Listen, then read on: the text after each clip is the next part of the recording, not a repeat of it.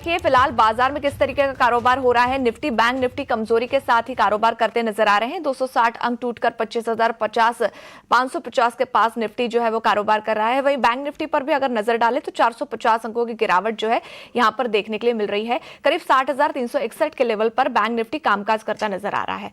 आज सबसे ज्यादा दबाव जो है वो आईटी सेक्टर से ही बनता नजर आया, लेकिन देखिए सुबह जो आईटी सेक्टर करीब 4 से 5% तक टूटा हुआ था, वहां रिकवरी देखने के लिए मिली है। 1100 अंकों की रिकवरी यहां पर देखने के लिए मिली। 2% अभी भी गिरावट जो है यहां पर लगातार देखने के लिए मिल रही है। इसके अलावा मेटल और रियल्टी शेयर भी ऐसे हैं जहां पर बड़ी गिरावट जो है वो देखने के लिए मिल रही है। अब अगर टॉप गेनर्स और लूजर्स पर नजर डाले तो सबसे पहले लूजर्स देख लेते हैं। मुथूट फाइनेंस नतीजों के बावजूद ये शेयर जो है वो बड़ी गिरावट दिखा रहा है। 11% तक की गिरावट यहां पर देखने के लिए मिल रही है। Birlasoft, Cohance, life finance, Praj industries जैसे शेयर भी देखिए 5 से 6% तक टूटे नजर आएंगे। गेनर्स की बात कर लेते हैं। इंजीनियरिंग इंडिया, उसके अलावा Aditya Birla finance retail limited का शेयर भी करीब देखिए 5 से 13% तक की तेजी यहां पर देखने के लिए मिल रही है। अब जरा आइए अपने गेस्ट के पास चलते हैं और निफ्टी बैंक निफ्टी में यहां से आगे कैसी रणनीति बनानी चाहिए ये जरा समझ लेते हैं। हमारे गेस्ट लगातार हमारे साथ जुड़े हुए हैं। Kunal Shah ji, Kunal, Nifty bank Nifty यहां से आगे कैसे नजरिया बन पा रहा है आपका? गुड आफ्टरनून भावना, गुड आफ्टरनून सभी दर्शकों को। आई थिंक मुझे लग रहा है कि मार्केट में वोलेटिलिटी अभी भी परसिस्ट रहेगी। हमारा मानना है कि जब तक वो बजट डे का जो हाई है 25,450 का वो नहीं टूटता है तब तक व्यू बुलिश ही रहेगा। बाय ऑन डिप्स निफ्टी में ये करेक्शन आया है because of the IT sell off. IT में जिस हिसाब से प्रेशर है उस हिसाब से निफ्टी कहीं ना कहीं वीक होते जा रहा है। बट मुझे लगता है 25,450 जब तक नहीं टूटता है क्लोजिंग बेसिस पे तब तक डिप को हम यूटिलाइज करेंगे बाय करने के लिए। अपसाइड पे जो अभी इमीडिएट हर्डल बन चुका है मार्केट के लिए वो है 25,700 800 का जोन। वो जैसे निकलेगा एक शॉर्ट कवरिंग का मूव आएगा। तो करंट लेवल से अब अगर आप मुझे पूछोगे तो मैं बाय ऑन डिप्स की स्ट्रैटेजी रेकमेंड करूंगा। डिप्स मिले उसको यूटिलाइज करें बाय करने पे। करंट लेवल्स पे निफ्टी पे कोई ट्रेड नहीं बन रहा है। आज वीकली क्लोज भी है मार्केट के लिए एंड कहीं ना कहीं आज हम डेली चार्ट पे भी एक दोजी कैंडल बना रहे हैं जो इंडिसाइसिवनेस है। ओवरनाइट पोजीशन कैरी करना भी रिस्की रहेगा क्योंकि कहीं ना कहीं ग्लोबल न्यूज इंपैक्ट करते हैं। जहां तक बैंक निफ्टी की बात है यहाँ पे रिलेटिव स्ट्रेंथ क्लियर कट थी। बट कहीं ना कहीं बैंक निफ्टी ने भी 3-4 दिन का जो कंसोलिडेशन है वो नीचे की तरफ तोड़ा है। सो वापस हम वो रिगेन नहीं करते। अपसाइड में 60,300 400 का जो जोन है वो हम लोग डिसाइसिवली अगर रिगेन नहीं करते तब तक थोड़ा ट्रेंड जो है वो साइडवेज रहेगा बैंक निफ्टी के लिए। 60,600 ये लेवल में ध्यान में रखूंगा। ये मैं स्पॉट लेवल की बात कर रहा हूँ। 60,600 निकलता है तो शॉर्ट कवरिंग का मूव आ जाएगा जो बैंक निफ्टी को 61,500 तक लेके जा सकता है। सो दोनों केसेस में निफ्टी होके बैंक निफ्टी करंट लेवल्स पे इंडेक्स पे कोई ट्रेड नहीं बन रहा है। दोनों तरफ से रिस्की है। कहीं ना कहीं ओवरनाइट क्यूज भी इंपैक्ट करेंगे। सो इंडेक्स को अवॉइड करें, स्टॉक स्पेसिफिक अप्रोच रखें। ऑलराइट, स्टॉक स्पेसिफिक एक्शन जो है वो देखने के लिए मिलेगा। फिलहाल दोनों में अवॉइड करने की राय जो है यहाँ पर देखने के लिए मिल रही है। चलिए अब हमारे कॉलर्स से बात कर लेते हैं। शशि मोहन जी का सवाल सबसे पहला आया है। यूट्यूब से ये सवाल पूछ रहे हैं, लखनऊ से ये हैं। इनके पास गोदावरी पावर GPIL के शेयर हैं, करीब 600 शेयर है इनके पास और इनकी जो बाइंग है वो 264 रुपए की है। और इनका लॉन्ग टर्म के लिए नहीं बल्कि शॉर्ट टर्म के लिए इनको राय चाहिए। 3 मंथ तक ये जो है होल्ड कर सकते हैं। आज फिलहाल स्टॉक में देखें तो करीब 2% तक की गिरावट जो है वो देखने के लिए मिल रही है। इवन पूरे एक साल भर में हालांकि स्टॉक ने अच्छा रिटर्न दिया है। क्या किया जाए? GPIL आगे कैसा नजरिया रखा जाए इस पर? 3 महीने तक ये होल्ड कर सकते हैं। आई थिंक अगर आप जीपीएल को देखोगे तो definitely one of the out performer रहा है वीक मार्केट्स में भी। और 240 इसके लिए एक बहुत अच्छा डिमांड जोन रहा है। वहीं से हमने मल्टीपल टाइम्स रिवर्सल देखा है। तो जब तक 240 नहीं टूटता है तब तक व्यू बुलिश है। हायर लेवल्स पे जो इमीडिएट अभी रेजिस्टेंस बन चुका है स्टॉक के लिए वो है 269 270 का जोन। वो एक बार निकलता है तो एक बड़ा मूव आएगा जो स्टॉक को अपसाइड में 290 तक लेके जा सकता है। ओवरऑल सेटअप पॉजिटिव है, होल्ड करिए। जब तक 240 नहीं तक टूटता है तब तक व्यू बुलिश है। डिप्स में भी इनफैक्ट अगर मिलता है तो एक एवरेज आउट करने की अपॉर्चुनिटी रहेगी। हाल पे मुझे लगता है कि 285 290 तक के टारगेट्स आ सकते हैं जीपीआर। 240 तक का जब तक लेवल नहीं टूटता तब तक स्टॉक को होल्ड करें। 285 तक के टारगेट जो है वो देखने के लिए मिल सकते हैं। अब जरा अपने लाइव कॉलर को जोड़ लेते हैं। सतनाम ढिंडसा जो है लाइव कॉलर जुड़ चुके हैं हमारे साथ।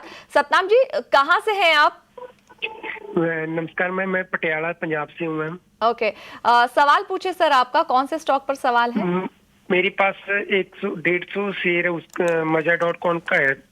3400 के प्राइस में लिया था। तो मुझे बताइए कि आगे क्या करना चाहिए मुझे, अभी एवरेज करूं या एग्जिट करूं?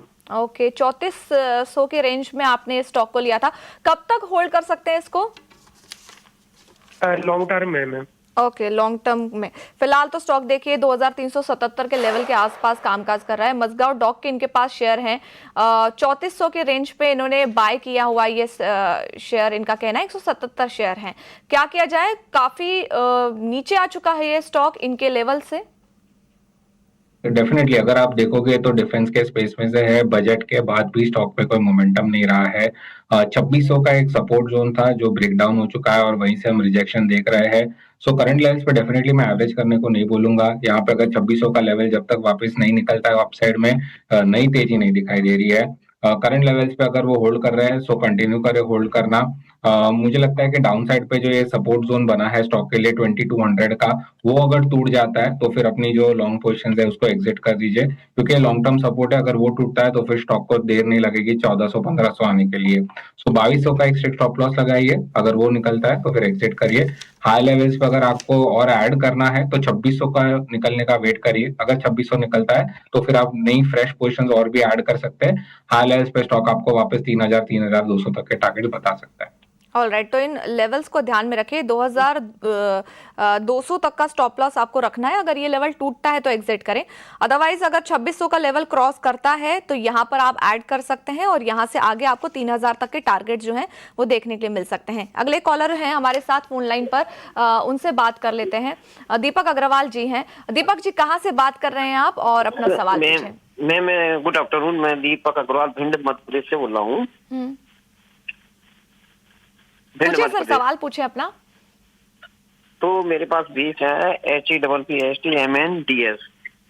ओके, हाँ, हैप्पीएस्ट माइंड के बारे में आप बात कर रहे हैं। कितनी क्वांटिटी है और किस रेंज में आपने खरीदा है, बताएं। हाँ, 454 है। ये जानना चाहता हूँ इसको मतलब निकल जाए कि और परचेज करें, इसको बाई और करें। ओके ओके, हैप्पीएस्ट माइंड के इनके पास शेयर है, करीब 454 रुपए की इनकी खरीद है और 20 शेयर हैं इनके पास। क्या नजरिया रखा जाए इस शेयर पर सर आगे? I think one of the biggest under performer रहा है ये स्टॉक आईटी के अगर स्पेस में से आप देखोगे। ट्रेंड काफी खराब है। ऑलरेडी स्टॉक में हमने बहुत अच्छा करेक्शन देखा हुआ है हाई लेवल से। सो करंट लेवल्स पे मैं एग्जिट तो डेफिनेटली रेकमेंड नहीं करूंगा, बट बाउंस को यूटिलाइज करे एग्जिट करने के लिए कोई नई खरीदी की सलाह नहीं रहेगी यहाँ पे। स्टॉक में जो अपसाइड पे अभी जो स्ट्रिक्ट रेजिस्टेंस बन गया है जिसके ऊपर स्टॉक नहीं निकल पा रहा है, वो जोन है 450 का। तो 450 एक बड़ा हर्डल है। 440 आप कह सकते हो, 440 430 का जोन एक बड़ा हर्डल है। वहां तक अगर बाउंस आता है स्टॉक में तो आई थिंक एक अच्छी अपॉर्चुनिटी रहेगी जहां पे आप एग्जिट ले सकते हो। करंट लेवल्स पे अवॉइड करूंगा, बाउंस मिले तो एग्जिट की स्ट्रैटेजी रखनी चाहिए हैप्पीएस्ट माइंड में। लेवल पर अवॉइड, बाउंस मिले तो एग्जिट की जो राय है आपको मिलती हुई नजर आ रही है। कुणाल जी हमारे साथ जुड़े रहिए, फिलहाल आगे बढ़ते हैं और अपने नतीजे जो हैं वो पेश किए हैं। बायोकॉन के शेयर पर आपकी क्या राय बन रही है? आज तो शेयर देखे करीब आधे % की बढ़त दिखा रहा है। बायोकॉन अगर आप देखोगे तो हाई लेवल्स पे जो रिजेक्शन जोन रहा है स्टॉक के लिए वो है 390 का। 390 का लेवल एक जिस दिन सरपास कर लेगा तो एक ट्रेंड रिवर्सल आ जाएगा जो स्टॉक को हाई लेवल्स पे फिर 410 420 तक लेके जा सकता है। सो ओवरऑल सेटअप पॉजिटिव है। वीकली चार्ट्स पे भी कहीं ना कहीं कंसोलिडेशन का फेज है, बट मैं ये लेवल को ब्रेक करने का वेट करूंगा। जिस दिन 390 निकलेगा उस दिन एक ट्रेंड रिवर्सल आएगा, फिर अग्रेसिव लॉन्ग जा सकते हैं। नीचे में जो सपोर्ट बन जाएगा 375 का और हाई लेवल्स पे आप 410 420 के टारगेट्स के लिए अपसाइड में बायोकॉन को प्ले कर सकते हैं। तो 10 के टारगेट के लिए बायोकॉन में बाइंग कर सकते हैं, लेकिन 390 का लेवल अगर क्रॉस होता है उसके बाद एक बड़ा बाउंस आपको देखने के लिए मिल सकता है। 375 के पास आप सपोर्ट लेकर रखें। फिलहाल स्टॉक जो है वो 378 के लेवल पर कामकाज करता आपको नजर आएगा। शुक्रिया कुणाल जी हमारे साथ जुड़ने के लिए। थैंक तो योर स्टॉक्स में वक्त हो चला है यहीं